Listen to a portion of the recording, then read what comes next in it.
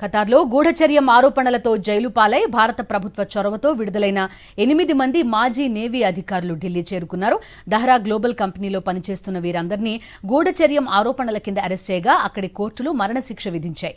అయితే భారత విదేశాంగ శాఖ దౌత్యపరంగా చర్చలు జరిపి శిక్షను రద్దు చేసేలా కృషి చేసింది. దీంతో 18 నెలలుగా జైల్లో ఉన్న వీరంతా తాజాగా విడుదలై దేశ రాజధాని ఢిల్లీ చేరుకున్నారు. భారత ప్రభుత్వం చొరవ వల్లే తామంతా సురక్షితంగా స్వదేశం చేరుకున్నామని సంతోషం వ్యక్తం చేశారు.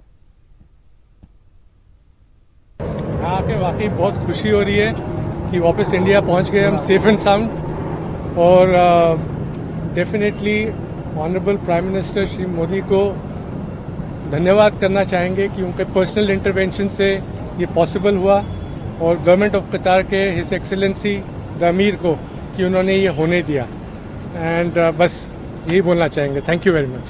Without the intervention of Prime Minister Modi, it wouldn't be. आज हम आपके सामने खड़े नहीं हो रहे होते अगर इंटरवेंशन नहीं होता at that level, highest level. And specially government of India, उनके अथक प्रयास से कि वो कंसिस्टेंटली लगे रहे and we are there in front of you. Thank you. భారత ప్రభుత్వం ప్రధాని మోదీ చొరవతోనే మేం విడుదలయ్యాం అంటున్నారు మాజీ నేవీ అధికారులంతా. హర్షం వ్యక్తం చేస్తున్నారు. వాళ్ళ మాటలు కూడా ఇప్పటి వరకు విన్నాం. పూర్తి డీటెయిల్స్ అడుగుదాం. మా కరెస్పాండెంట్ వెంకటేష్ ఫోన్ లైన్లో ఉన్నారు. వెంకటేష్, చెప్పండి, ప్రభుత్వం పైన హర్షం వ్యక్తం చేస్తున్నారు. ఏం జరిగింది ఈ కేసులో? పూర్తి డీటెయిల్స్ ఏంటి? ఖతార్ నుంచి మొత్తం నావికాదళ సిబ్బంది, మాజీ సిబ్బంది అందరూ కూడా కొద్దిసేపటి కిందటే ఢిల్లీ చేరుకున్నారు. నిజానికి 2022లో ఖతార్ అధికారులు వీరిని అదుపులోకి తీసుకున్నారు. ఒక కంపెనీలో పనిచేస్తూ తమ దేశంలో గూఢచర్యం చేస్తున్నారు అనేది ప్రధానమైనటువంటి ఆరోపణ. ఈ ఆరోపణలపైన విచారణ జరిపి అక్కడ ఉన్నటువంటి కోర్టు వారికి మరణశిక్ష విధించింది. అయితే భారత ప్రభుత్వం వెంటనే జోక్యం చేసుకుని ఆ మరణశిక్షను జీవిత ఖైదీగా మార్పించింది. అనంతర కాలంలో ప్రధానమంత్రి నరేంద్ర మోడీ ఈ అంశం పైన వ్యక్తిగతంగా జోక్యం చేసుకున్నారు. నేరుగా ఖతార్ అమీర్తో ఆయన నేరుగా మాట్లాడారు. ఆ నేపథ్యంలోనే ఈ విడుదల సాధ్యమైంది.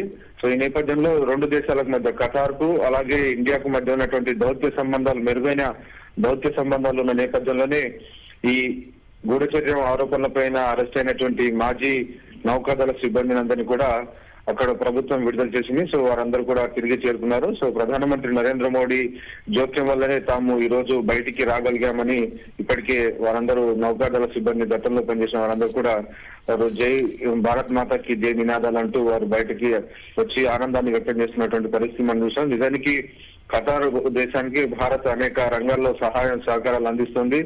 ఖతార్ కు సంబంధించి ఉగ్రవాదానికి సహకరిస్తుంది అనేటువంటి ఆరోపణలపైన సౌదీ, యుఏఈ, బహ్రెయిన్, ఈజిప్ట్ లాంటి దేశాలు ఖతార్ కు దారితీసేటువంటి జల, వాయు, భూమార్గాలను దిగ్బంధించినప్పటికీ మన ప్రభుత్వం అక్కడ ఉన్నటువంటి అక్కడ ప్రజలకు ఆహార సరఫరా గాని అలాగే నిర్మాణ సామాగ్రిని గాని అందజేసింది. సో ఆ నేపథ్యంలోనే కష్టకాలంలో తమను భారత్ ఆదుకుందనేటువంటి ఒక కృతజ్ఞతా భావంతో ఈ రోజు ఖతార్ కు సంబంధించి ఖతార్ లో అరెస్ట్ అయినటువంటి మన దేశ నౌకాదళ, మాజీ నౌకాదళ సిబ్బంది అందరినీ కూడా అక్కడ ప్రభుత్వం విడుదల చేసినటువంటి పరిస్థితి. సో మొత్తానికి ఈ రెండు దేశాల మధ్య ఉన్నటువంటి మెరుగైన దౌత్య సంబంధాలు ప్రధానమంత్రి నరేంద్ర మోడీ జోక్యం వల్ల ఇది సాధ్యమైంది అనేది ప్రధానంగా వినిపిస్తున్నటువంటి వాదన. Okay Venkatesh, thank you.